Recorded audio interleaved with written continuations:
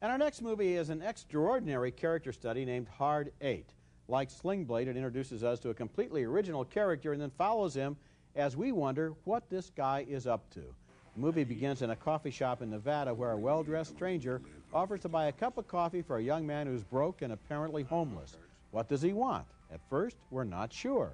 Come from Vegas? Reno? Vegas? You lost some money? No. You won some money? I broke even. What were you playing? Blackjack. You know how to count cards? The older man, named Sidney, is played by Philip Baker Hall, and his new friend John is played by John C. Reilly.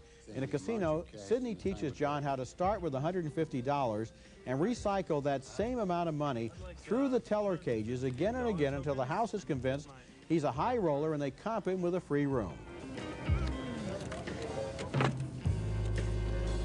There we are. Good luck. Thanks a lot. 2 years go by. Sidney still hangs out in casinos and is still friendly with the young guy, but now there's a woman in the picture, a waitress played by Gwyneth Paltrow. Hello, Captain. Hello again. Do you remember my name? Clementine. That's right. Just like the movie. Exactly. Through John, Sidney meets a new person he doesn't much like. It's an ominous stranger played by Samuel L. Jackson. I saw you playing crap over the original Dooms. You bet the hard 8 for 1,000 and you pressed it for 2. Did I hit it? Nah, you didn't hit it. But it was a big bet, and I remembered your face. Stupid bet.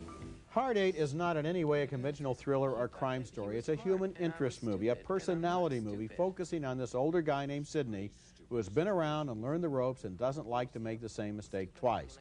This is a great performance by Philip Baker Hall. We've seen him before in Secret Honor, the 1984 Robert Altman film where he played Richard Nixon on his last night in office.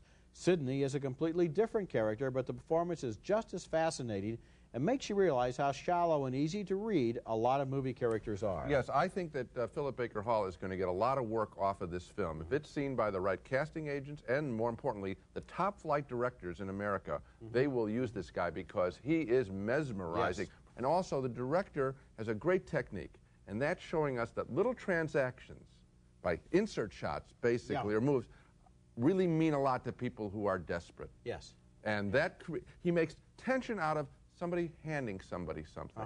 And that I like, rather than, you know, how do you make things tense in most American movies? Blow it up or something like that. And what's interesting here is that everybody doesn't get all involved in it. There is some action of a sort at the end. Right. But it's not about that. It's about this man who essentially looks as if he'd spent about 9 centuries sitting in coffee houses, smoking cigarettes and looking at people, and now wants to give a little advice to a guy, and the guy really isn't really smart enough to benefit from it. I think I know what he's doing, and that's because what he's doing is because he doesn't have a family. Yes. Okay.